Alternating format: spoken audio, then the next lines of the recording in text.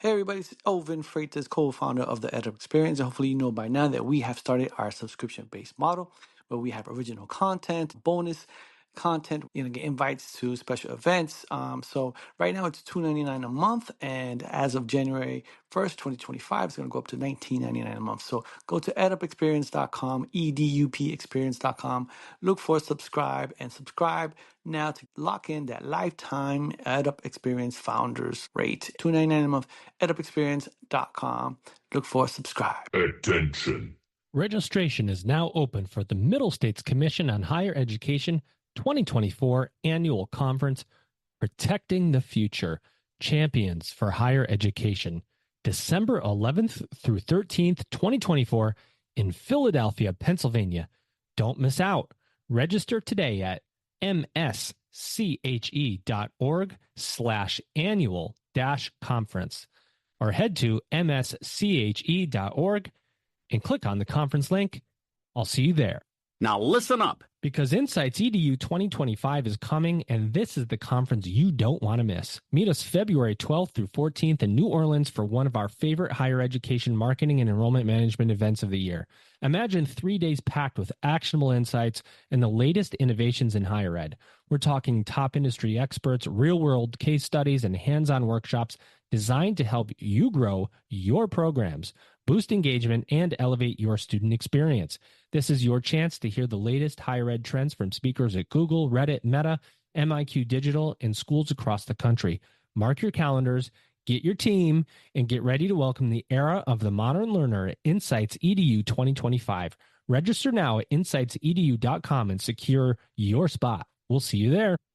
Welcome back, everybody. It's your time to Ed Up on the Ed Up Experience podcast, where we make education your business. This is Dr. Joe Salustio here on yet another episode of the Ed Up Experience podcast. And I say yet another because I'm always here, and I never go away, apparently.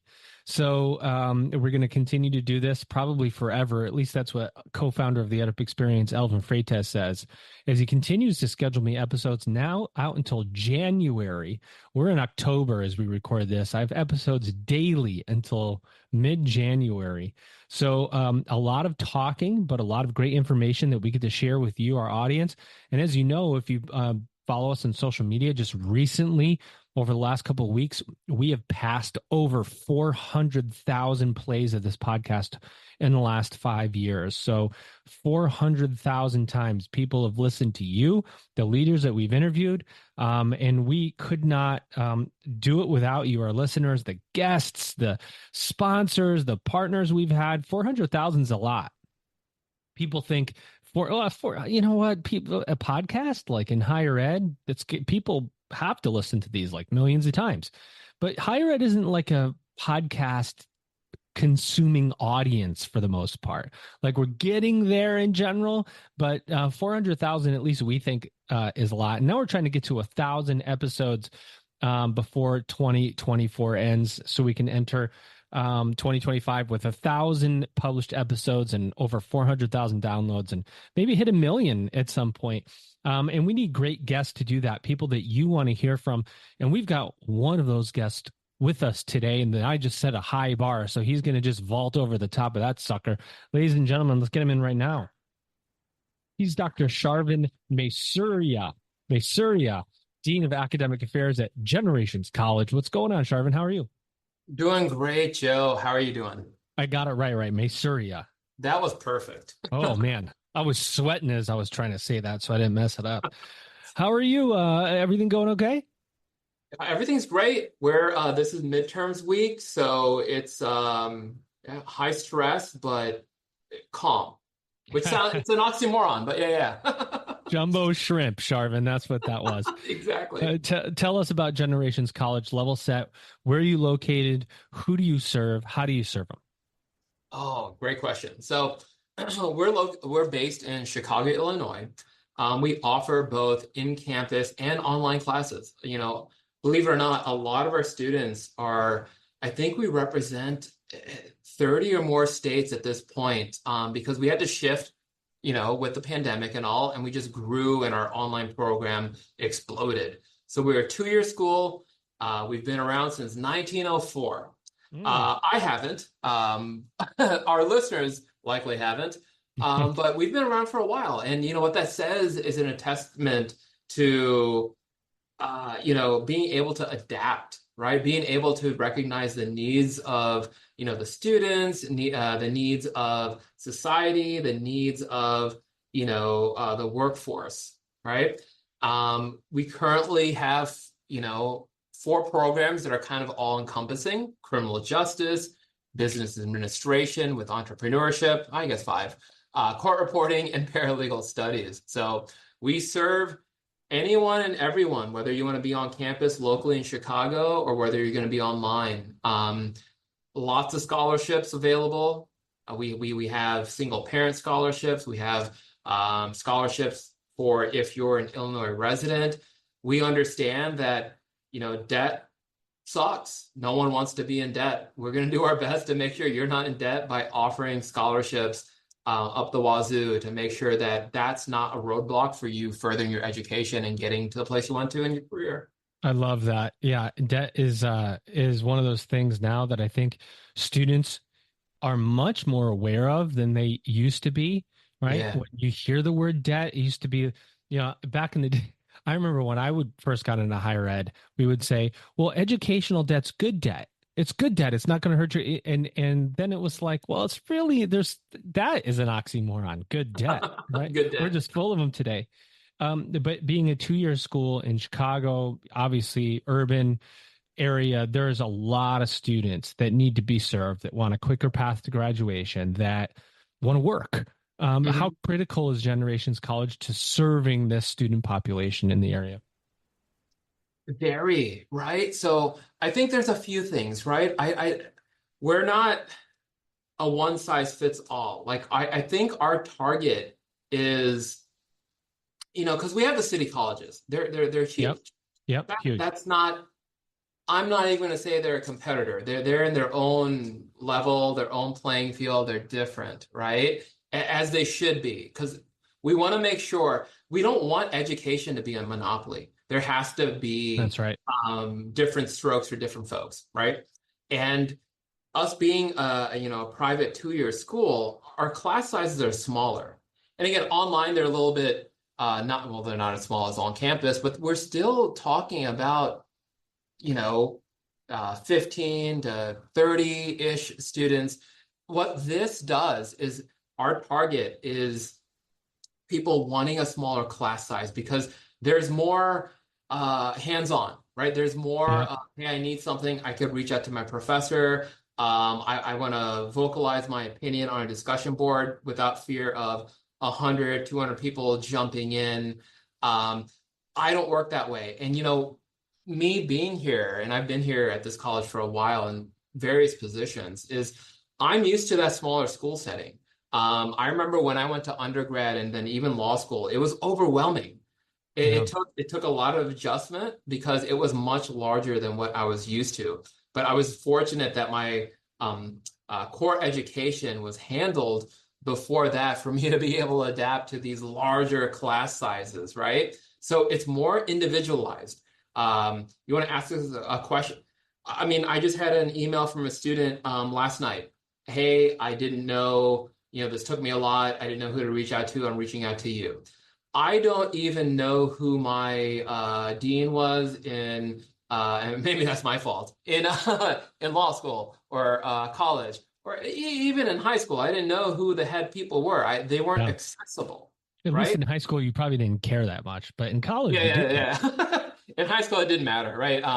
I was not the one that cared about that. So you're right about that. But, college, and then just after college, I didn't know who to go to. I didn't even know where to get started. If I went to the top, they're not going to see that. They're not going to care. And we want to have this more individualized approach, right? A lot of our students, some of them are first-time, full-time students. This is their first go at it. A lot of our students are, this is their second, maybe third go at it. They're trying to find their tribe. They're trying to find a space where they can excel because they could do it. We all have that capacity. It's just finding the place where you can get the assistance that you need. You're heard. and it's an environment that works for you. You know what I mean? Like I'm not friends with everybody. I'm selective in who my tribe is, right? Yeah. Yeah, who you give your time to, right? Mm-hmm. And it's interesting that you say that students, sometimes their second or third go at education. Maybe their Correct. second or third time with Generations College. Maybe their second or maybe they've Yeah. gone to city colleges and then they come to Generations or vice versa, whatever. Yeah. Exactly. Yeah. And you wonder, what are the set of circumstances that help this student get through that second time or third time, that, Yeah. from a retention standpoint, as you think about Mm-hmm. retention, what are those things that you look at? A student comes in, they're there for the third time. Are you going, okay, what's around you? Like, how's your ecosystem changed, your variables to get you Yeah. through this time? Do you look at all those different, I don't know, variables for We how do. Yeah, we do. And that's a great question. Like again, we're small but impactful. So we have a yeah, student success team, right? That, I work closely with. Retention is a really big thing. And when it's someone's second or third go at it, there's something that they need, right? And what we do is we reach out to every student coming in, kind of individualize our approach, let the instructors know. And again, this is the advantage of us being more of a small knit community, right? We have not I don't want to say the time, right? I wish there was more time in the day, but we have the capacity and resources to be able to reach out to their professors and say, look, this student, it's their second time around. Last time they didn't do so well because of these things. So we've come up with a plan. If you could help us out with that, this plan might be mentorship. It could be tutoring. It could be, a multifaceted approach to getting the student to succeed, because now we've learned them. We kind of have, I don't want to say a profile, that sounds bad. We now have information on the student of why they may or may not have done well and what resources they need going forward. And that's the conversation A, with the student, B, with the instructor, and then C, internally. Like, because we may not, and I'm this way, I might not recognize the help I might need, right? I might not have that foresight. I might not have that wherewithal where I'm vocalizing what I think I need, and I might actually need more. So it's kind of for us to look at it, like zoom out, yeah, besides what the student has already said, to give them the tools, right? And, at the end of the day, that's as much as we can do. This is what we've recognized. These are the tools that we believe will help you succeed, and you believe will help you succeed. And let's go from there, right? What I realized, and I think it's a human trait, it's not an education trait, is that you're going to hear something when you're like ready to receive that information, that's right? so true. Mm-hmm. And we're hoping that, if this is your second or third time, you're at the point where you're going to receive it, because internally it's like, look, if this is my second or third time, I did something wrong here. Yeah. Let me reach out. It's a really good point too, because, I worked I started my career in for-profit higher education, which saw its heyday right in 2000, early 2000s up to probably 2011. But some of the concepts are really similar, right, to what you're doing. You have students, maybe first gen, coming from a lower economic background, wanting something specific, not sure how to do it, not sure how to get it, and take their first attempt and go, you know what, this isn't for me. I'm not sure I can do this. It's too much money. It's too hard. Now, 6 months go by, a year goes by, they're back in, maybe coming to the realization that a lot of it is about them. It's about their grit to get through it. Program didn't change all that much. The employees didn't change that much. And it's like, I have to go to this class. I have to go in and do my work online. There's only so much help I can get. Grit is hard to create, right? Yeah. It's hard to create grit and go, you need to be more gritty. How do you look for, explore, identify someone's grit to be able to make it through? So for a lot of our scholarships, we require an essay, right? And that essay is kind of a factor in determining that grit, right? It's a few things. Why are you applying for the scholarship?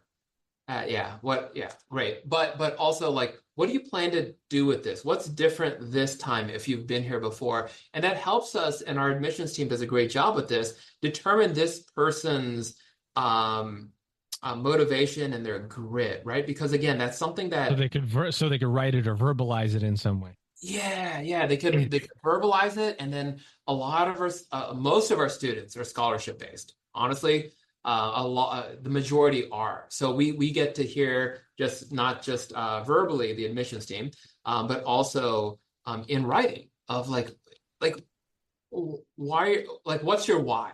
Yeah. Why are you what about an education? Does it just sound good? Or is it something that there's steps to your path here, right? Are you in it? What are you in it for, right? What's your long-term goals? Because we want to know that to help you out. And again, you know, I wish I could make everyone have that grit and instill in everyone that an education, debt aside, is Yeah. priceless, right? Like no one will take that away from you ever. And it's always gonna be, even if a job doesn't require a degree, it's always going to be beneficial, right? And Hmm.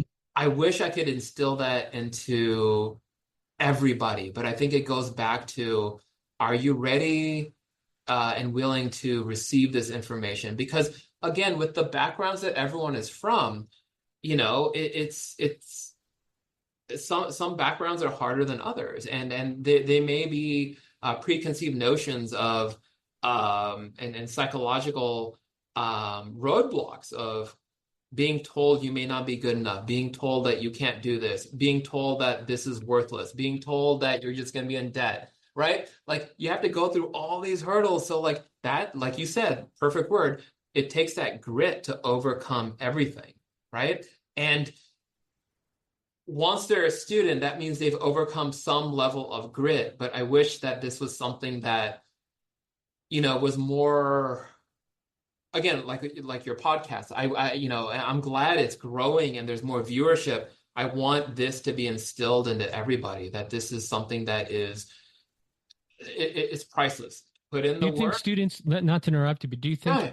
do you think students are coming in right now? And it's not everyone, right? We generalize, I think sometimes, but are Yeah. students going, do I need to do this? Like someone told me that I shouldn't have to go to school to get a good Yeah. job. And I want to be a social media influencer. And I want to, Mhm. I want to, Yeah. that's like the most common job I hear of anybody. And, I want to be a social media. I want to be on TikTok and make money. It's like, okay. Exactly. But is that common where students are going, do I even need to do this? And someone told me I didn't have to go to school.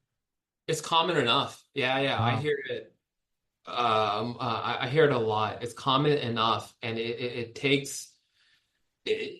takes multiple conversations. I think, I'll have it, our student success team will have it, the instructor will have it, and be like, yeah, no, this is worth it. Even if you want to be a social media influencer, that's a business. Yeah. You need to know how to Right. handle your business. You might grow to the point where you have employees. Even if you don't, you need a business plan. You need to know how to be an entrepreneur. You need to know how to do brand deals, how to even position yourself to do a brand deal and know what a brand deal is, right? So Hmm. to answer your question, yeah, we have a lot of people like saying, is this even worth it? My parents wanted me to do it. I'm doing it. I've got nothing else going on. And Yeah. yeah, I always say that schools, 2-year schools, community colleges, the retention, to come back around to your point, persistence and retention yeah, they're very active. You've got to yeah. take a very active role in controlling those statistics versus, let's Hmm. say, go all the way on the other side of the spectrum and your elite, institution where you have people who have paid tens of thousands of dollars to go there. They're retaining, like that's just what they do. They're gonna, it's a Yeah, whole different it word. is. It's that the word is different. It's the same word to mean the same things, but the execution is completely different. You have to have monitoring and early alert, and you're watching attendance and Yeah, participation. You're just watching every single unit of a yeah. metric you can to just see if that student's going to have a shaky moment and then intervene, right? It's like one Yep. of the presidents I interviewed called it warm intervention or intrusive intervention, or I can't remember the way they said it, but it's kind of like you got to go kind of attack in a way and say, okay, I saw you were a little disrupted. We're here. What can we do to help you? And that student has to be ready to receive that help. And that's all about mindset. Hey everybody, it's Elvin Freitas, co-founder of the Edit Experience. And hopefully you know by now that we have started our subscription-based model where we have original content, bonus content, get invites to special events. So right now it's $2.99 a month, and as of January 1st, 2025, it's going to go up to $19.99 a month. So go to edupexperience.com, edupexperience.com, look for subscribe now to lock in that lifetime EdUp Experience founders rate. $2.99 a month, edupexperience.com. Look for subscribe. Mark your calendars now for February 12th through 14th, because this is where we welcome the era of the modern learner and the most anticipated higher education marketing and enrollment management conference of the year. We're headed to New Orleans for Insights EDU 2025. This year's event is packed with speakers from companies like Google, Meta, Reddit, and MIQ Digital, and schools across the country. Ready to learn how AI is transforming the marketing landscape and how to adapt your programs to the preferences and demands of the modern learner? Then Insights EDU 2025 is where you need to be. Register now at insightsedu.com. Attention. Registration is now open for the Middle States Commission on Higher Education 2024 Annual Conference, Protecting the Future, Champions for Higher Education, December 11th through 13, 2024 in Philadelphia, Pennsylvania. Don't miss out. Register today at msche.org/annual-conference. We'll see you there. Yeah. 100%, right? Like it's and again, I don't know how it is with larger institutions, so I can only draw on my experience of being at larger institutions that we being a 2-year school, right? And focused on, persistence, retention, our graduation rates. Like, we know that we're small fish, right? So we have to, this is going to be a weird analogy.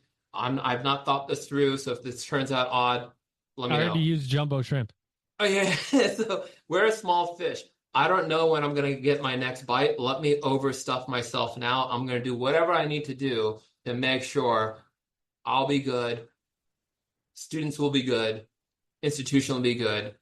A big fish might be like, dude, I'm a big fish. I could eat whenever. Excellent. Right? So I feel like the focus for the small fish, right? And I don't want to keep calling ourselves a small fish, but it's the reality. We're a 2-year school, right? And we're private, we're not for profit. So for us, it's like, what can we do to make sure that everything is taken care of, right? As far as we have the students, we're retaining the students. Again, to retain the students and for them to persist and graduate, we need to make sure that we're taking on a lot. So that takes, I think, passion. I think anyone in higher education or any career, right? But higher education, it takes like that passion, right? And I think that's something that our team does really well here. It's like, yeah, I don't know, fill up the belly, right? We're going to do what we need to do to help these students out and make sure that they persist and graduate. Because at the end of the day, that's honestly all I care about, right? Job related. Yeah. I care about the students. I want to make sure that they have what they need. If I have to take on more, right? More food in the belly, that's fine with me. And I think everyone on the team, because they're here. And again, we've had people here for like 10 years, 20 years, 26 years. I'm going on 10 years, right? Wow. With a full belly, right? And I'm okay with it because... Well, your belly better be full in higher ed, I think, because sometimes your pockets aren't all the way full.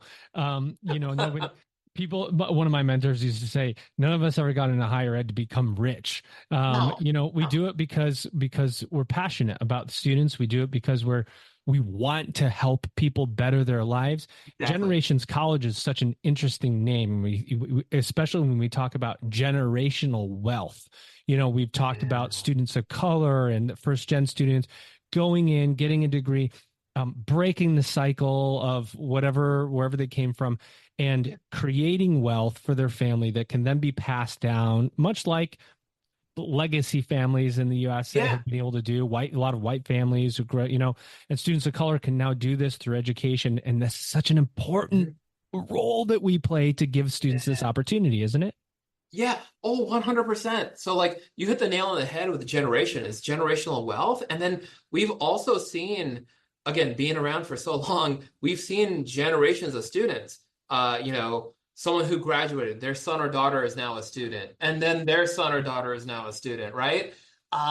It's a generational sort of thing. And then you hit on a really good point is that, a lot of like me being a minority as well, right? And I could speak and draw from my own experiences that it, to have access to what everyone has access to, I now feel included. I now feel a part of society. I now feel as an equal. But if there's anything that is precluding that, I get reaffirmed in my preconceived notions or beliefs or what I may have been told or whatnot, right? So like that's why we want to make sure we have enough scholarships to make sure. And again, it's not our focus is not just minorities, right? It's everybody.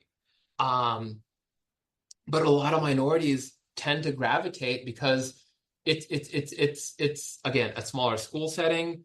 You don't have to worry about the debt because like I don't come from generational wealth. Like I had to work, I had to pay my loans. I'm still paying loans, right? Same. Right. So like it's a different mindset.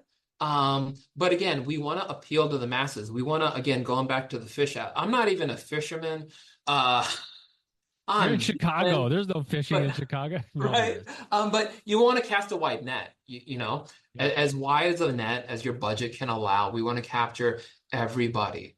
But who tends to gravitate towards us are, minorities. They're people who, if they're not minorities, someone who it could be their second or third chance, someone who their tribe is a smaller type of institution and not being lost, right? Because again, there's two sides of the conversation. The one conversation is, minority feels a certain way.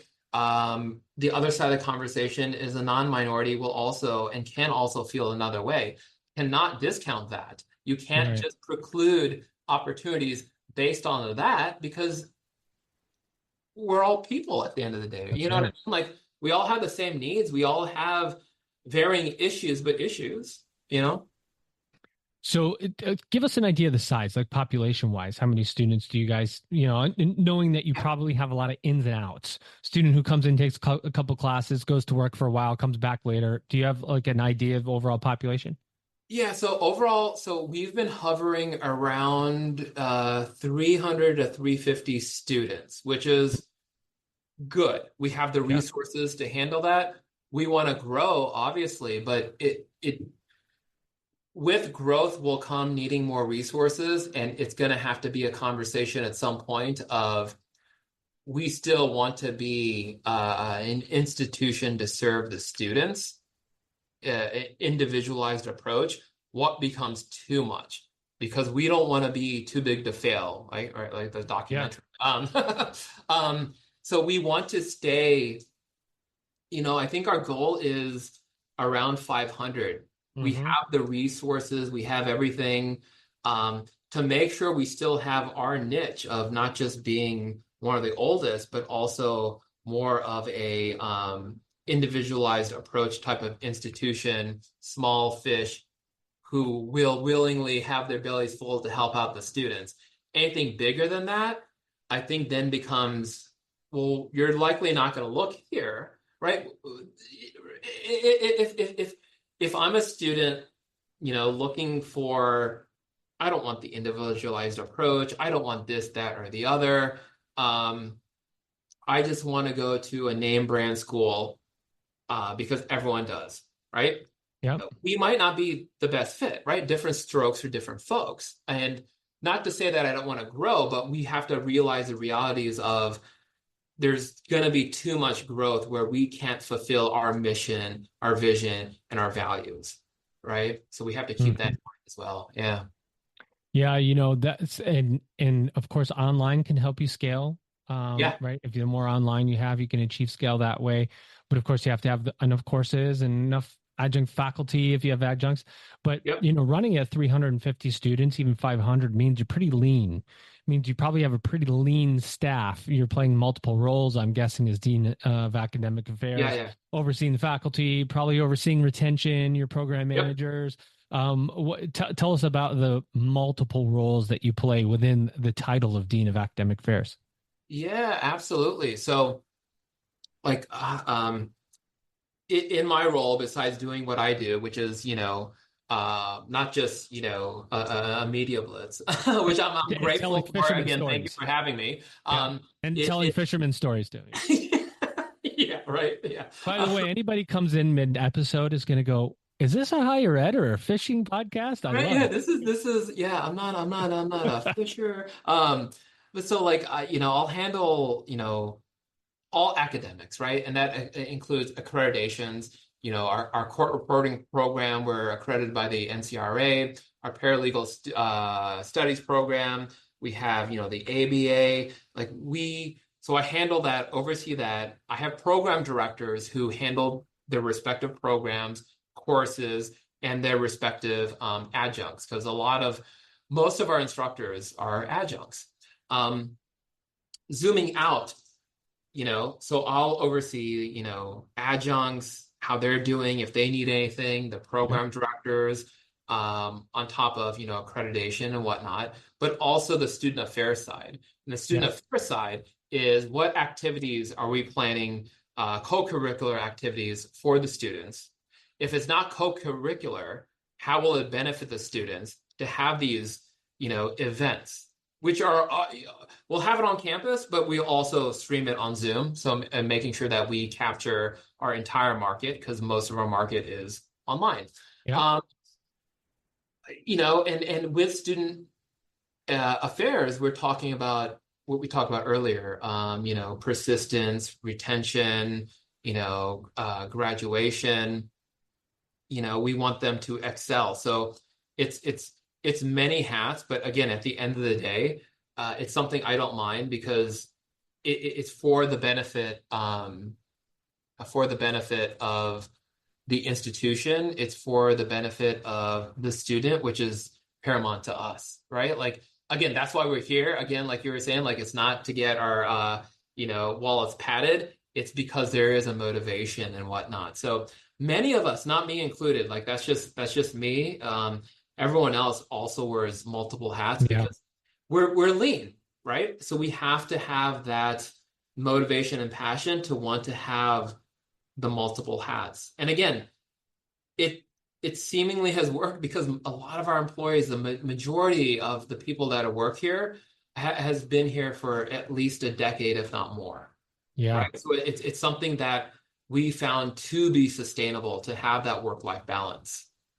And of course, you're institutionally accredited by HLC, if I'm not mistaken, Yep. right? Higher Learning Commission.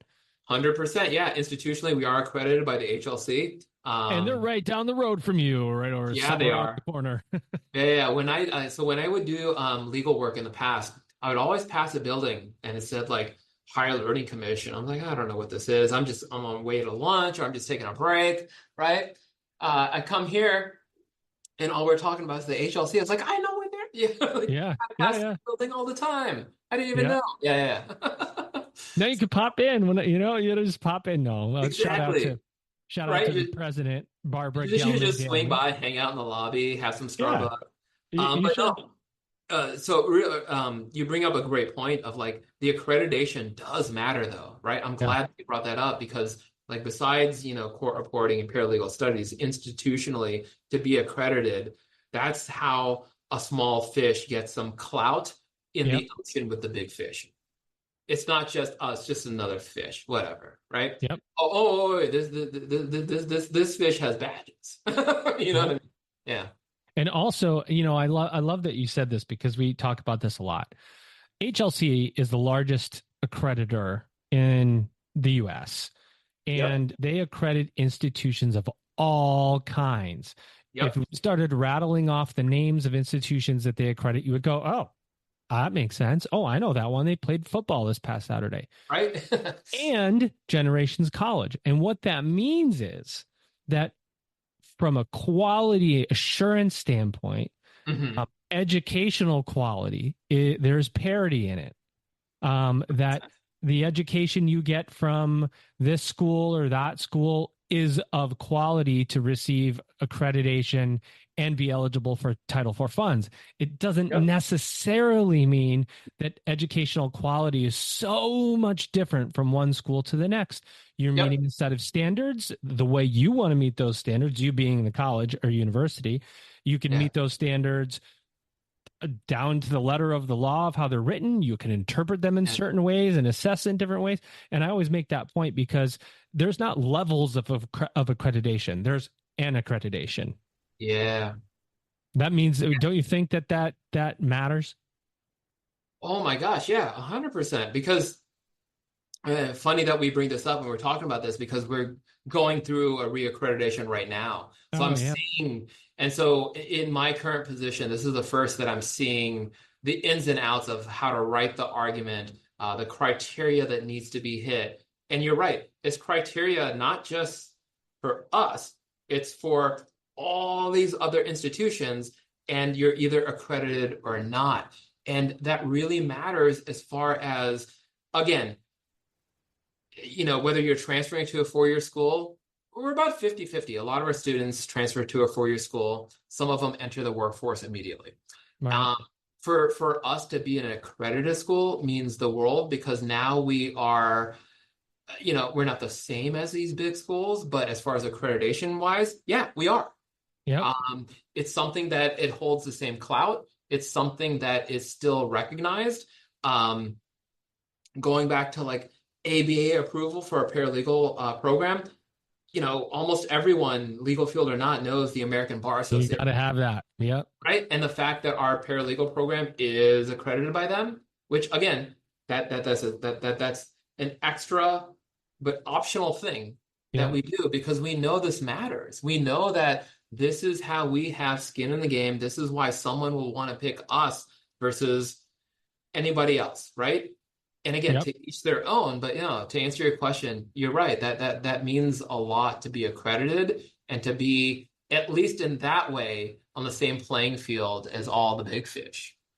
What else do you want to say about Generations College before we move to our subscriber only piece of the episode? Anything at all? Open mic. Yeah, I mean, we covered a lot. I would want to say that, go to our website, www.generations.edu. Check out our scholarships, check out our programs.